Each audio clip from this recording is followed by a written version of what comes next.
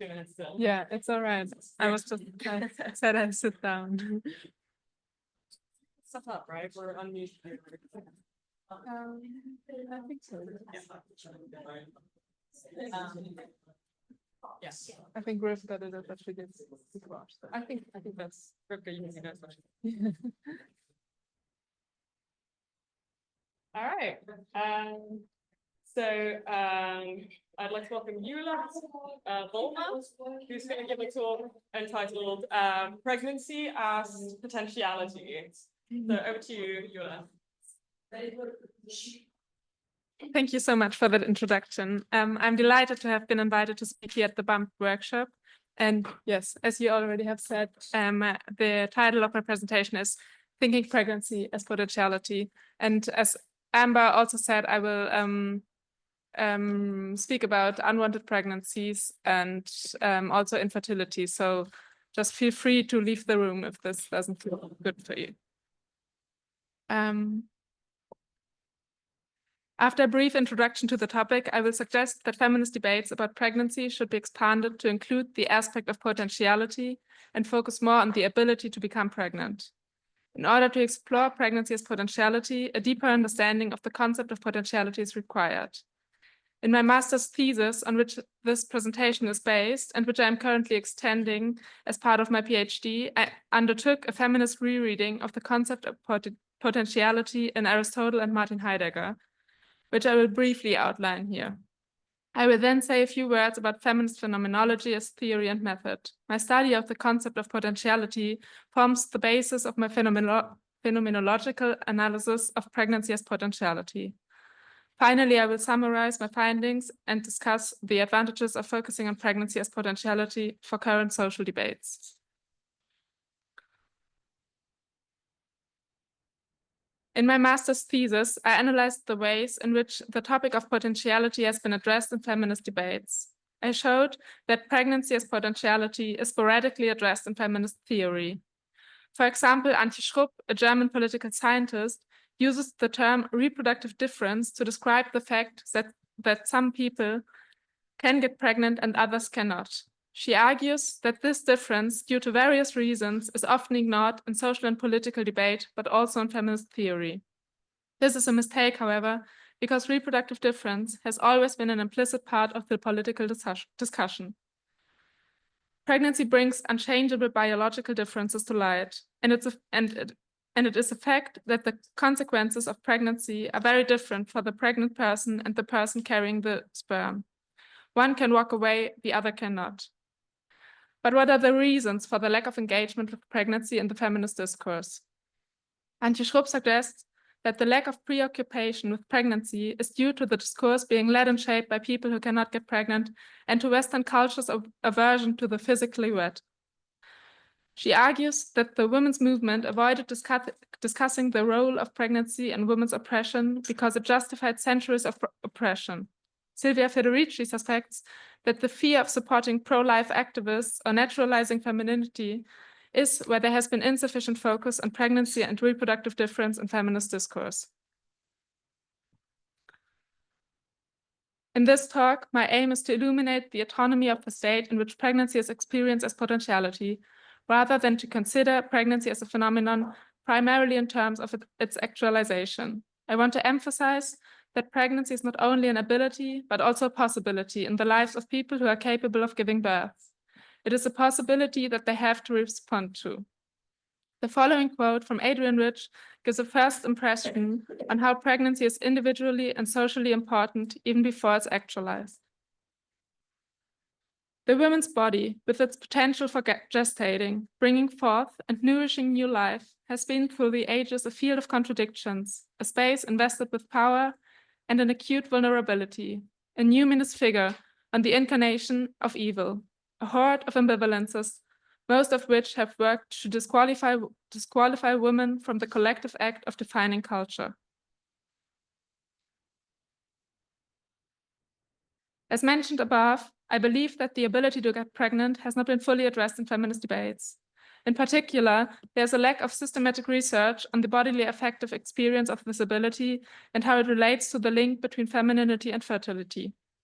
There's also a lack of precise terminology in German, but also in English, to analyze the experience of pregnancy as potentiality. Antje Schrupp's concept of reproductive difference is a useful starting point.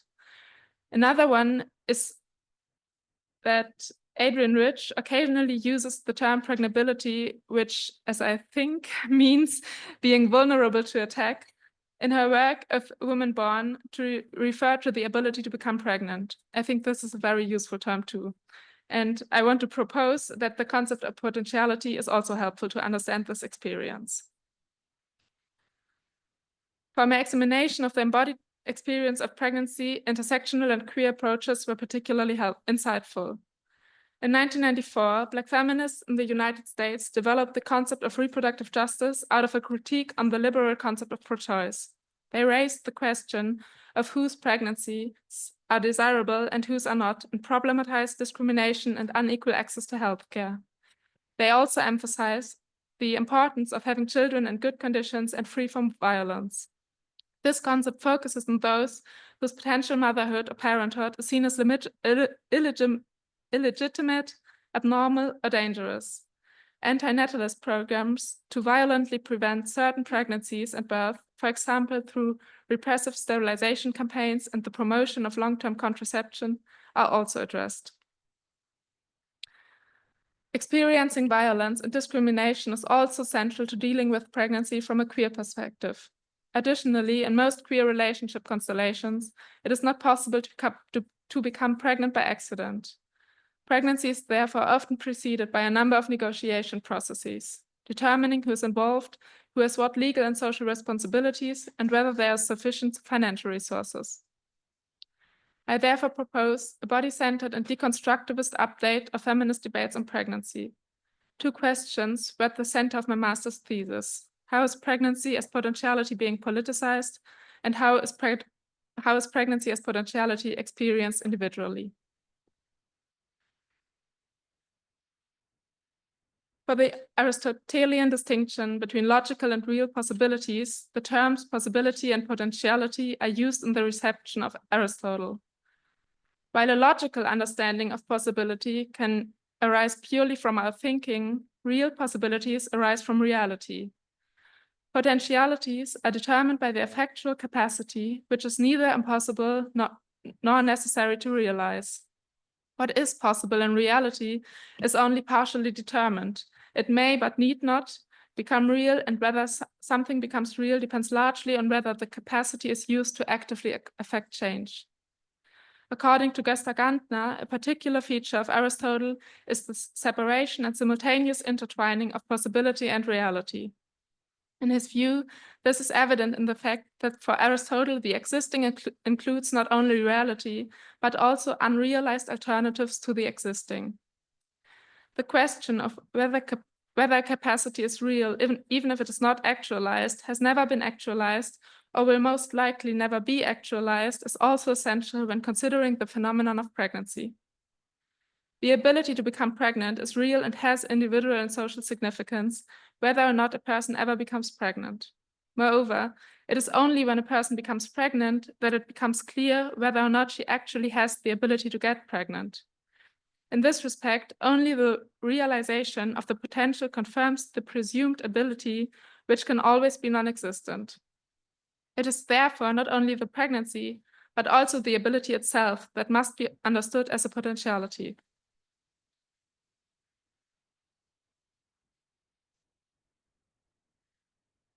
Aristotle lists several conditions that must be met in order for potential to be actualized. First, the ability must be present. Second, the capable person must have the need or the will to act. Thirdly, there need to be certain necessary conditions which make it possible for it to be actualized. The exclusion of external obstacles is already included in this provision. Fourthly, there are other conditions that vary from one person to another. Furthermore, Aristotle distinguishes between different forms of incapacity, including, for example, that a person should have an ability by nature but does not, or that an ability is taken away from a person through violence. I will now show how these assumptions can be applied to the phenomenon of pregnancy. While Aristotle assumes in his theoretical treatise that in addition to framework conditions, desire is also decisive for realizing a capability, this is not the case in relation to pregnancy. It is true that in relation to pregnancy, certain conditions must be present for the capability to be realized. However, the desire of the person to realize the ability to become pregnant is not decisive for the actual realization. In the course of sexual intercourse with the possibility of conception, unwanted or unplanned spontaneous fertilization can happen, and the necessary framework conditions can even be created through violence. Also, the conditions for realization differ depending on whether fertilization is spontaneous or artificial. Those who become pregnant spontaneously have different conditions to those who become pregnant artificially, but the ability is present in both cases. The existence of the necessary conditions does not, however, automatically lead to a pregnancy. The conditions for realization can therefore be understood as necessary but not sufficient conditions. This is mainly because the ability itself is a potential ability. Aristotle's definition of different forms of incapacity can also be applied to pregnancy, thus enabling, for example, the differentiation between biological infertility, voluntary sterilization, and forced sterilization. This is beneficial in distinguishing the various experiences involved. In the following, I will have a look at two aspects of Heidegger's concept of possibility, which can be understood in Aristotle's term of real possibility, so potentiality. Heidegger's concept of possibility as an existential, as interpreted by Anja Lemke, can be understood as a borderline concept of human existence. It exists at the intersection of activity and passivity, ability in the sense of options for action, and the inability with which one sees oneself exposed to one's unavailable finitude. Heidegger's views that possibilities are not external and additional characteristics. Rather, he saw the possible as the dimension in which human life always already takes place. He asserts that Dasein not only has its own possibilities, but is them. The fact that one is constituted as a being of possibility means that the concept of possibility precedes every concrete decision, action, or ability, and makes it possible in the first place. Therefore, his idea of being possible marks a certain openness. Dasein can actively seize possibility, it can let them pass by, or passively enter into them. Since the Heideggerian concept of possibility as existential oscillates between availability in the sense of option for action and unavailability, fate can befall all human beings, regardless of whether they take an active or passive approach to their possibilities. According to Heidegger, Dasein is opened up to the escape of fortunate circumstances and the cruelty of coincidences. This leads to the second Heideggerian aspect, which is that of disruption. People act in and relate to the world every day, but only when things are disrupted, their actions do become apparent. When the world as a space of possibility begins to totter, it is because what is at hand can no longer be grasped, Heidegger says. Lemke notes that only in disruption does the reference become explicit. He argues that the unusability, untraceability, and damage of everyday objects cause the execution of action to pause and bring to light what they normally carry subtly. This stagnation in the realization of action reveals the worldliness of the world, which is essentially the basis of all action and interaction with things. These two aspects in Heidegger helps us to understand that pregnancy appears as potentiality, especially when it's unavailable, or more precisely, when it is unexpectedly realized or fails to be realized. It is here that the possibility itself is negated, disturbed, or actualized, and thus torn out of its mere possibility. Such a disruption can occur, for example, when menstruation is delayed or does not occur at all. Pregnancy is thus transformed from a mere possibility into a possible reality, often only for a few days because the bleeding is delayed due to illness or stress. On the other hand, if pregnancy is desired or eagerly awaited, the onset of menstruation can also be perceived as disruptive. Here, the rupture occurs because the ability itself is suddenly questioned and perceived as damaged. Phenomenology as a philosophical discipline is characterized by the fact that it turns its attention to what has so far remained hidden or has been banned. It relies essentially on a subjective view of phenomena. The focus shifts from the what to the how. Feminist phenomenology, in the tradition of Simone de Beauvoir, is notable for its strong critique of norms and power. It is also based on the assumption that bodily experience is always historically, socially, culturally, and politically situated and shaped. Feminist phenomenology gains access to the phenomena it analyzes through fiction, non-fiction, scientific studies, and literature, through, as Ude Garlings writes, self-knowledge at best by describing the experience of others by observing and empathizing. Yes, these 4 books have shaped my study of pregnancy as potentiality, and in the following analysis, I will refer to them, and I will also illustrate my findings with quotes from fictional, autofictional, and autobiographical texts. So, before discussing the bodily affective experience of pregnancy as potentiality, I will state some basic assumptions that are central to my presentation. With Silvia Federici, the bodily disposition towards pregnancy can be understood as a key element of corporeality. According to Garlings, this disposition means that people who are capable of giving birth are affected to a large extent qua nature by that which is not available. The experience of pregnancy as potentiality is closely linked to the menstrual cycle and, in particular, to sexual intercourse with the possibility of conception. It is crucial to consider intersectional theories and acknowledge that bodily experiences and reproductive decisions are shaped by biographical and social contexts. It is also important to recognize that not everyone has the same capacity to make an autonomous decision about becoming pregnant and having a child.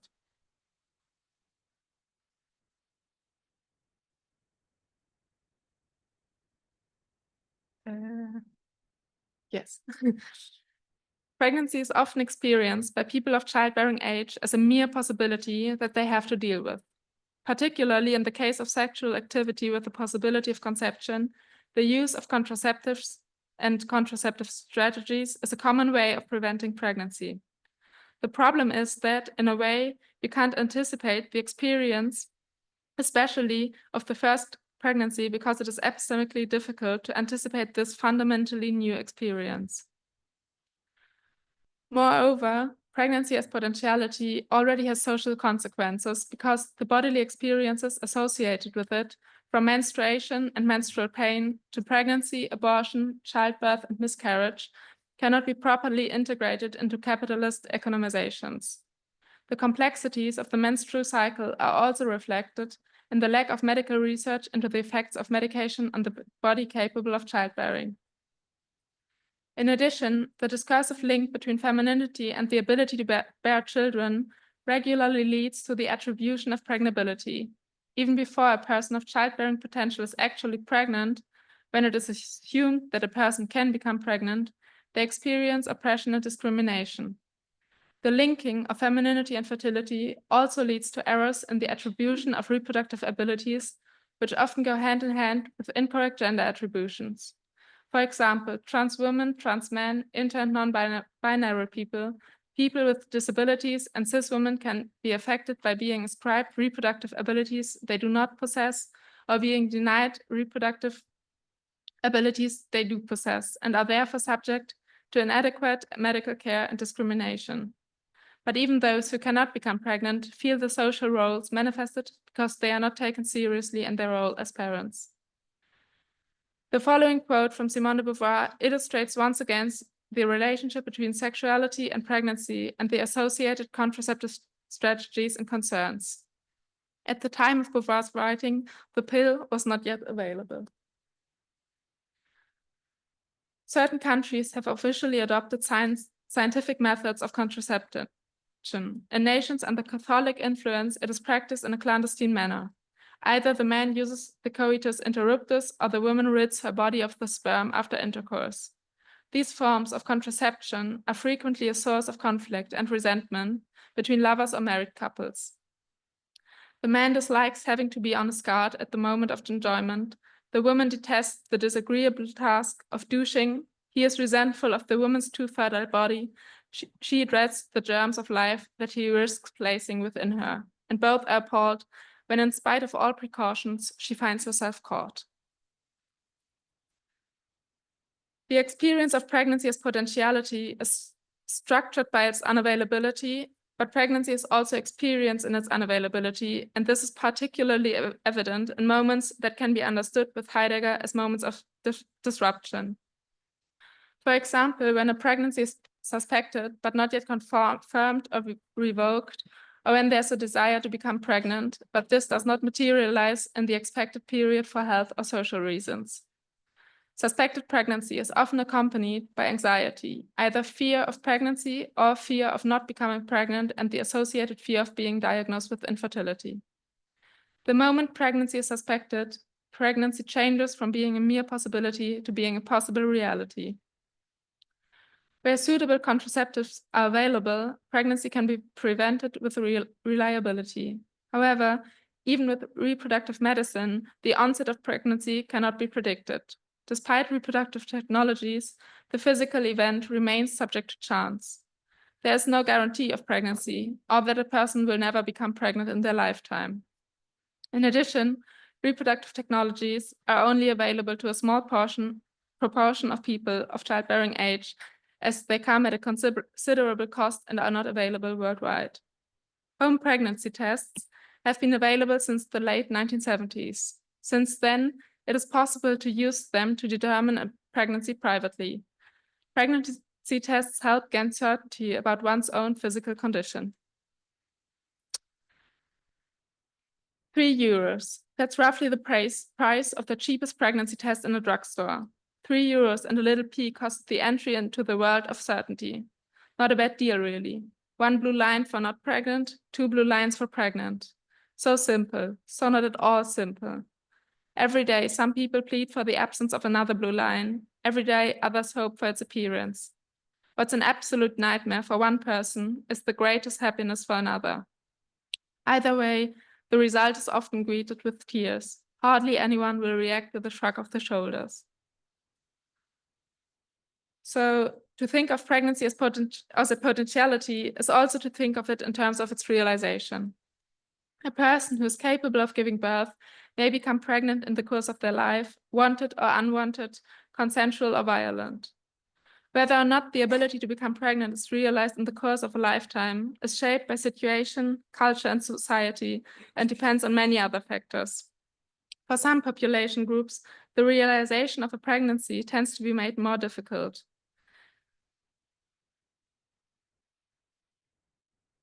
In some cases, the possibility of becoming pregnant is even forcibly removed, or they are encouraged to have an abortion.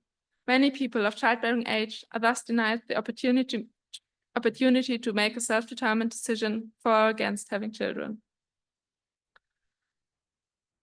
When pregnancy occurs as a possible reality, feelings can range from happiness and relief if there's a desire to become pregnant or have children, to horror, stress, and helplessness if pregnancy is associated with negative feelings or more ambivalent feeling. Abortion is seen as the solution to an unwanted pregnancy, and it can be.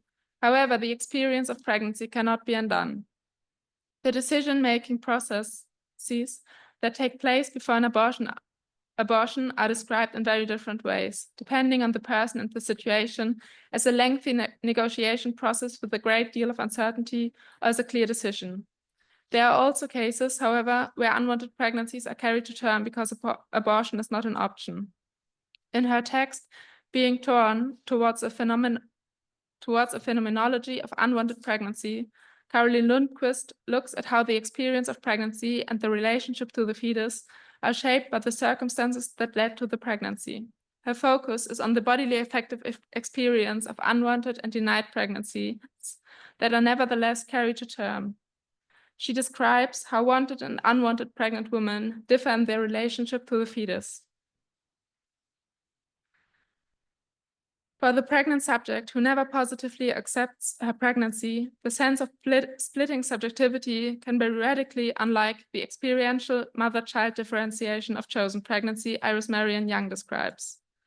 A chiasm not of two subjects, but rather of a subject and some unwanted or menacing object, some less than human, perhaps monstrous creature, or the embodiment of the aggressor. In pregnancies resulting from rape. Women whose unwanted pregnancies must be carried to term may undergo the same basic biological processes as willing mothers, but these processes are yet perceived or interpreted in substantially different ways.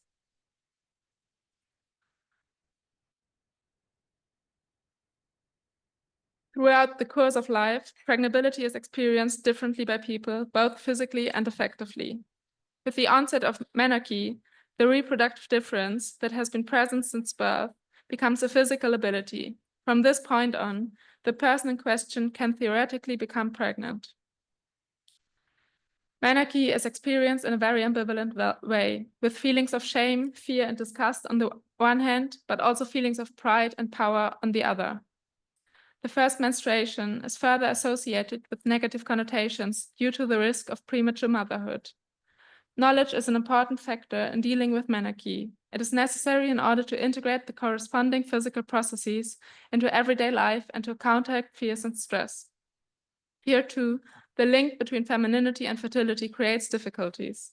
For example, for people who doubt their ascribed gender identity, the onset of menarche often has a specific negative connotation because of this discursive association. The following quotation shows how much social attitudes towards pregnancy and motherhood change over the course of one's life and how these attitudes are influenced by political regulations. Preventing pregnancy is encouraged and made easier, especially for underage girls, for example in Germany, where the pill is distributed free of charge. On the other hand, women in the socially accepted phase of fertility are denied the option of sterilization, while older women are granted it without further ado. The age of pregnability is characterized by the experience of pregnancy as a potentiality in the sense of a possible physical ability. It can, but does not have to be realized. It is socially ascribed, institutionally observed, and materialized in cyclical repetitions in the individual's everyday life. For example, through menstrual bleeding, pain, or taking the pill every day. Through these materializations, pregnancy as a potentiality becomes an everyday experience that has to be taken care of. The ability and even the attribution of being able to become pregnant structure reality, regardless of whether a person ever becomes pregnant in their life or not. The cultural and discursive linking of femininity with the ability to bear children regularly leads to a latent state of expectation, which Stefan Hirschauer, a German sociologist, describes as social impregnation. The following quote shows how this manifests itself in social situations. Women have to look at themselves through the possibly pregnant lens for most of their adult lives. As soon as they have left childhood behind them, they are confronted with this particular expectation. Feel glances on their belly, hear whispers when there's orange juice in the champagne glass at the company party instead of alcoholic sparkling water, or they call in sick because of nausea. Women are expected to reproduce. If they don't, there's speculation. The questions become more urgent, the looks more direct. The suspicion grows. Menopause is the transition from the reproductive to the postmenopausal phase. Menstruation no longer occurs with its usual regularity. These years of hormonal change usually begin in the 5th decade of life and end with the menopause. Menopause marks the non-pathological end of fertility. Just as the onset of menarche cannot be scheduled, the onset of menopause cannot be determined in advance. It is only in retrospect that it becomes clear that a particular menstruation was the last. As with menarche, knowledge about the disappearance of menstruation is important. The experience of these bodily processes has been described as ambivalent and full of conflict as a result of the link between femininity and fertility. Menopause is often interpreted as a loss of femininity. Nevertheless, the vast majority of women interviewed in the Berlin menopause studies were positive about the cessation of menstruation and the ability to become pregnant, as well as the liberation from contraceptives. Such a sense of relief is sometimes denied to women who are unintentionally childless or who have not been able to satisfactorily resolve the issue of childbearing. However, childlessness can also be seen as liberating in the context of the menopause. The ability to become pregnant ends with menopause. However, many persons capable to get pregnant continue to struggle with the life choices and associated with the possibility of pregnancy. People with a uterus have to actively decide whether or not they want to realize this possibility that is inherent in their bodies. And you shouldn't think that the issue is over after turning 50. For the rest of your life, one remains the person who could perhaps have become pregnant but didn't. Or conversely, the person who gave birth to children even though they didn't have to. In my talk, I have showed that pregnancy is indeed experienced as potentiality. It is shared as such by many. A person's experience of pregnancy as potentiality is shaped by individual desires, collective expectations, legal consequences, and available resources, as well as race, gender, sexuality, age, health, social class, and disability status, and I think even more. The experience of pregnability is shaped by a person's ability, desire, and permission to be pregnant, as well as their emotions about the future child. Expectations around femininity and fertility also play a significant role. Despite these differences, the shared experience of pregnancy as potentiality creates space for new alliances and challenges the outdated notion that femininity and fertility are inextricably linked. The reality is that not all women who are able to become the reality is that not all women are able to become pregnant, and certainly not all the time. Additionally, not only do women get pregnant, but also trans, inter, and non-binary people. Moreover, it's a simple fact that not all people who can carry a pregnancy to term choose to do so. For this reason, I believe it is strategically wrong to exclude the factuality of reproductive difference and the linked bodily affective experiences from feminist debates. Even as a potentiality, pregnancy is a significant issue, both individually and socially. We should therefore focus more on the bodily affective experiences of pregnancy and pregnability. This means focusing on how bodies are as well as how they could be. Thank you.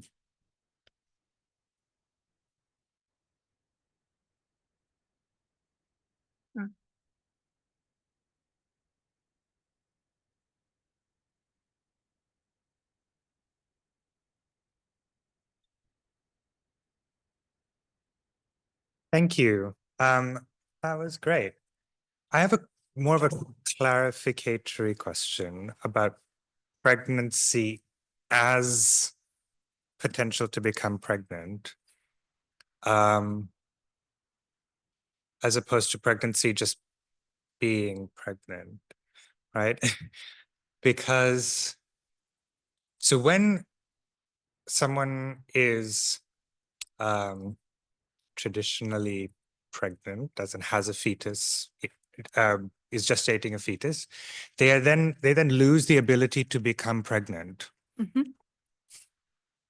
So is that a pregnancy? Because they no longer have a potentiality? Like, I don't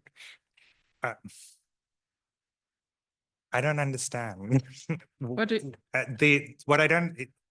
Is the pregnancy the potential to be gestating a fetus, or is pregnancy gestating a fetus?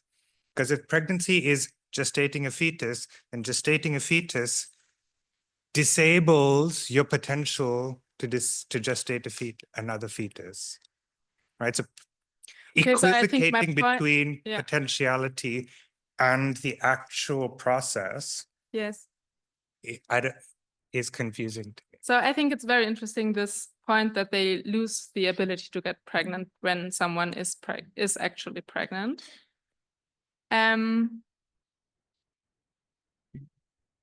But so I wouldn't say that thinking pregnancy as potentiality eliminates pregnancy. So there's pregnancy and there's the potentiality of being pregnant. I would say that these are different things, but find it interesting, this idea of they lose the ability. So I didn't include that in my talk, obviously. Yeah.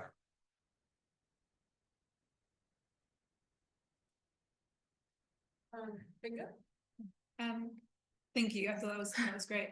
So just sort of following up from what Yeah. if I've understood correctly, would you extend this idea of pregnancy as potentiality into at least part of pregnancy, insofar as even once a person is sort of confirmed as pregnant, that doesn't necessarily confirm any specific outcome of that pregnancy? Or would that then be less about the pregnancy and more about kind of reproductive potential on a broader level?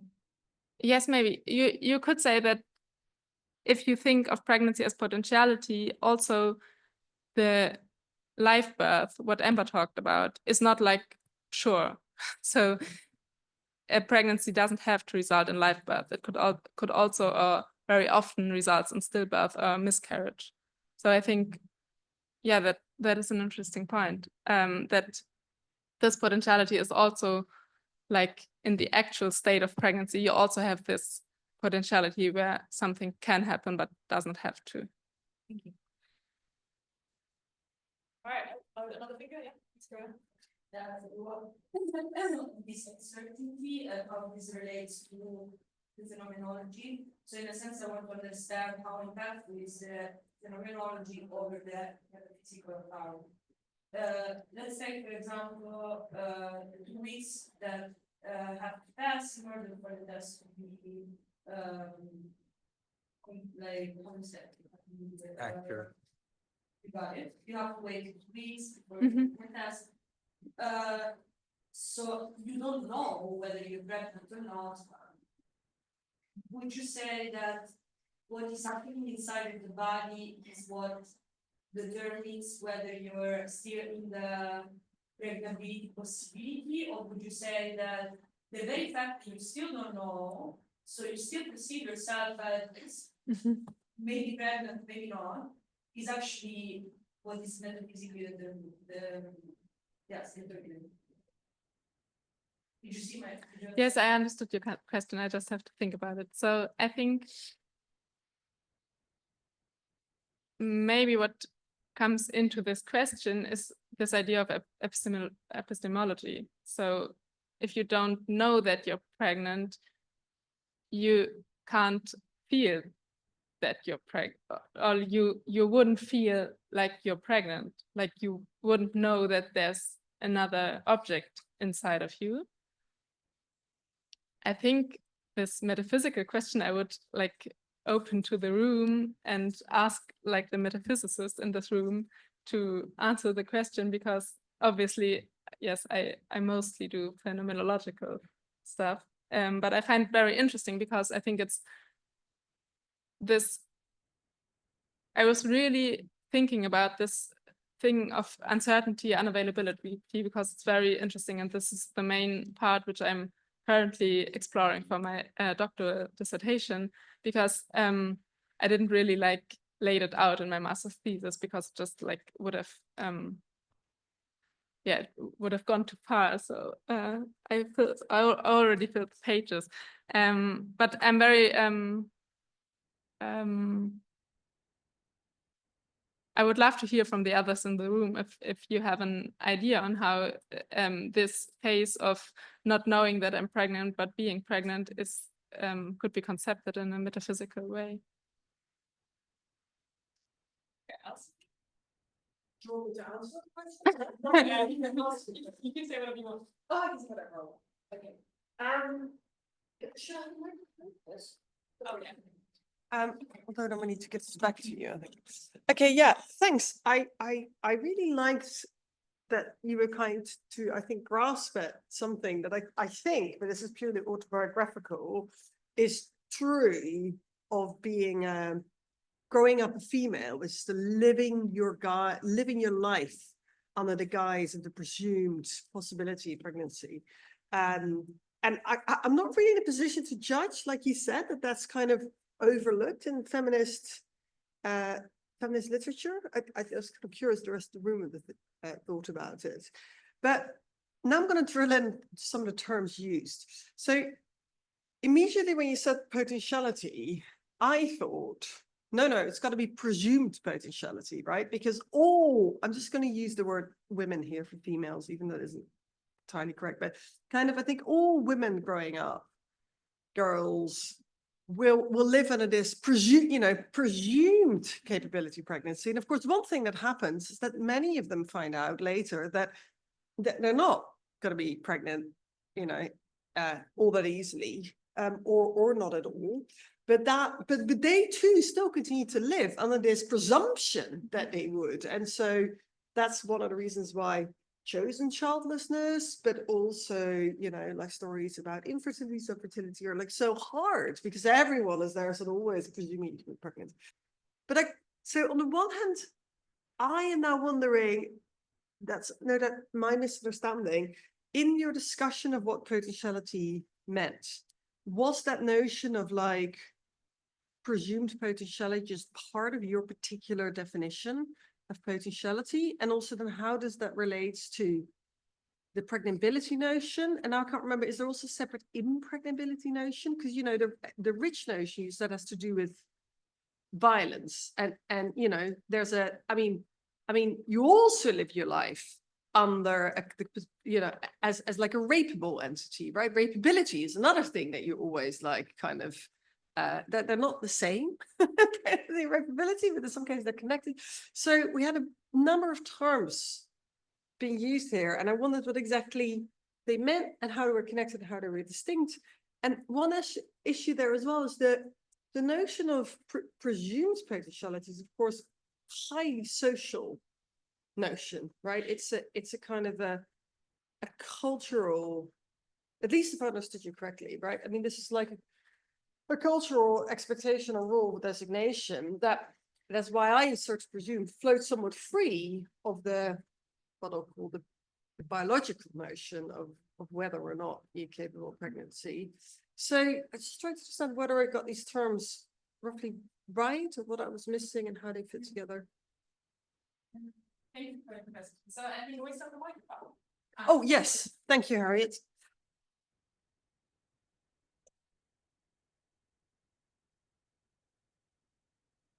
So first, I think I didn't use the term impregnability. You said that, didn't you? But I wrote it down. I wrote it down. So I have to think about it, I think.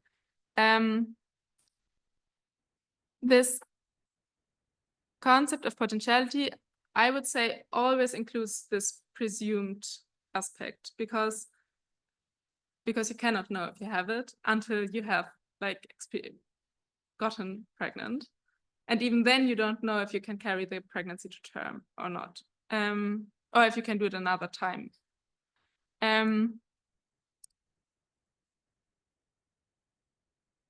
And also what I was saying, they're missing like good terms on how to talk about this ability to get pregnant. I think that is exactly what you just outlaid again. I didn't use this term of presumed potentiality all the time, because then it would be very hard to follow the talk. And but I think it's very important, and also what you said, that it's highly social, that it's such a central thing also, but also it's biologically very important difference between people. And also this presumed potentiality, and you said that's why infertility is so hard. I think that is very interesting, because I'm always thinking about, if you think as pregnancy as potentiality, and especially as a presumed potentiality, I think in my head I have something like, maybe if that's like something which is more widely known or something, maybe infertility or miscarriages, maybe there would be like there would be the possibility to talk about that more and to make it like a less of an individualized experience. So that's why I think this this aspect of presumed thing about the potentiality is very important. Yeah, I don't know. I didn't really answer the question, I think, but I thank you for this idea of impregnability, and I think I have to just look further in it and clear the terms I use, because it's very hard to have like clear terms on that, because I also want to like change between the ability to get pregnant, the capacity to get pregnant, pregnability. Pregnability is this term I found in Adrian Rich. It was just like some days ago, because in my master's thesis, which was written in German, I didn't use this term, but when I found it, I was like, oh, that's a great term to describe this capacity to possibly get pregnant. Amber? Wait, was that a finger? Yes, Okay, yeah, let's go ahead. so next, okay, thank you. So, like about the potentiality of pregnancy, let's say, I was thinking maybe there is some, I was just wondering what you would say, if there is maybe some kind of inflation here between like the potentiality and experience of potentiality. So, so like, maybe I think it would be helpful to distinguish between the experience of potentiality, which may be completely different, because somebody may not have a potential for whatever reason to become pregnant, but the experience may be the same, or maybe a bit stronger than somebody who can. So maybe we distinguish these two, and then the potential, the experience of this potentiality, then could be very much dependent on. So yeah, would it be helpful? Yes, I think very interesting turn on it to just maybe differentiate more between the biological potentiality and the experience potentiality. Yeah. Thank you. Thanks. So I really enjoyed this. Thank you. And so first of all, just a literature suggestion. I don't know, have you read Gabrielle Blair's Ejaculate Responsibly? I think you might really enjoy it. I read it in like an afternoon. I don't agree with everything there, but I think it's a really interesting short little book. It's just basically saying, and it's sort of underlying some of the things that you're saying about how women are made responsible for these potentialities, right? The possibility of getting pregnant all the time, like contraception tends to fall on the shoulder of women, or at least like insisting on a condom, taking the pill, whatever, like the responsibility tends to fall on women. She says, and she ties it interestingly to notions of functionality, which I think you did as well in appealing to the kind of Aristotelian notion. Now that could be really problematic to some extent, because you know, the Aristotelian view of women as sort of empty vessels just waiting to be filled, and that's like our proper function, and then like some sperm gets in there, and then we're doing what we're really supposed to do, you know, what it's our function to do by actualizing these potentialities and so on. But she says, look, women are fertile a couple days a month, right? And drop at most like a couple eggs, you know, every month. Men are fertile presumably, again, all the time, and have like millions of sperm with every ejaculation.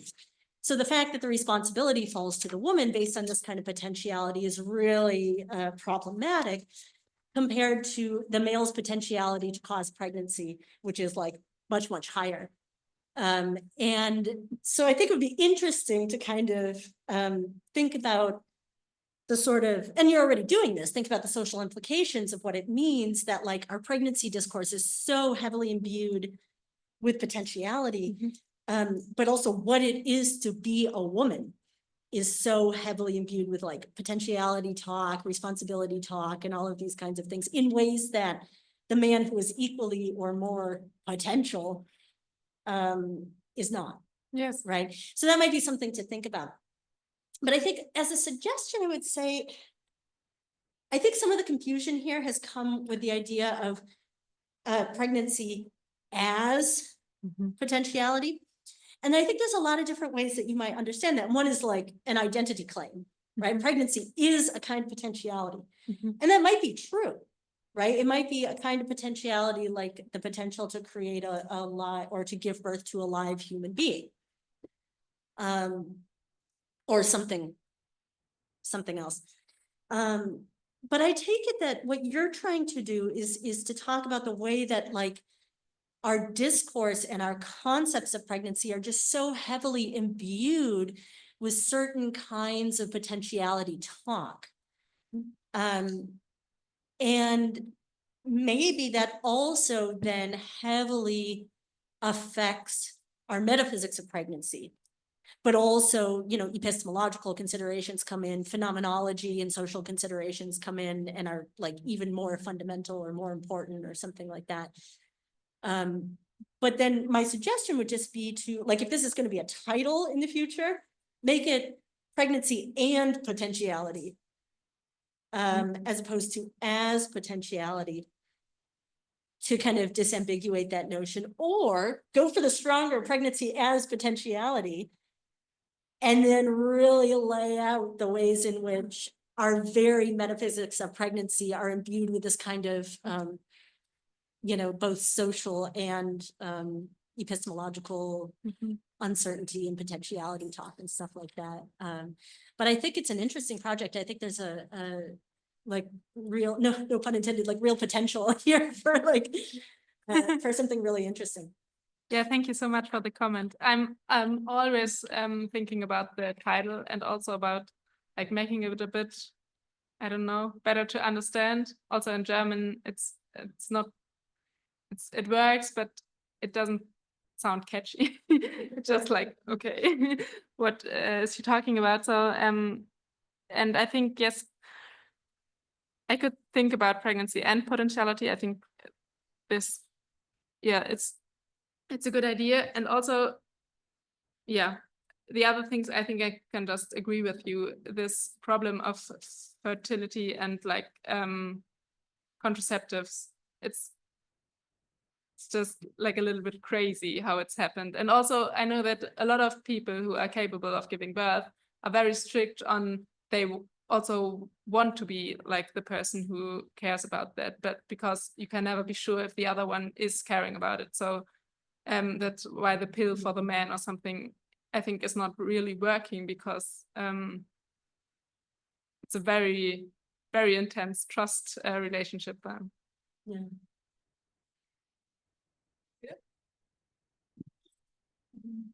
Yeah, thanks. I don't think I disagree with anything you said. So I agree that the possibility of, so maybe not pregnancy as potentiality, but becoming pregnant as a potentiality. So it is experienced as a potentiality throughout your reproductive years. But so you mentioned the menopause as the time when the reproductive, the pregnability period ends. But really but that's more like the official definitive end of all possibility. But in fact, what actually happens is that throughout there's a period of higher fertility, and then there is a very long declining fertility, such that about 10 years before the menopause, the probability of becoming pregnant is almost practically zero. And that also has really important social consequences, and is also an important part of how the possibility of getting pregnant, or the absence of that possibility, or the very low probability of that happening, is experienced by theoretically fertile women. Yeah.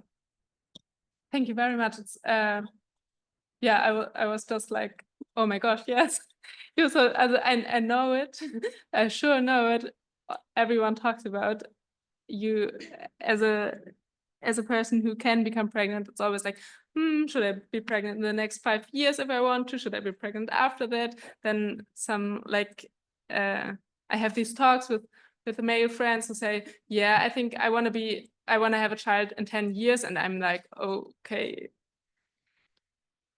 it can happen, it is possible, but it's just not sure that you will have a child then if if the other person who can get pregnant is as old as you are. So that's very interesting. I wrote it down. I really have to include it in this idea. Thank you.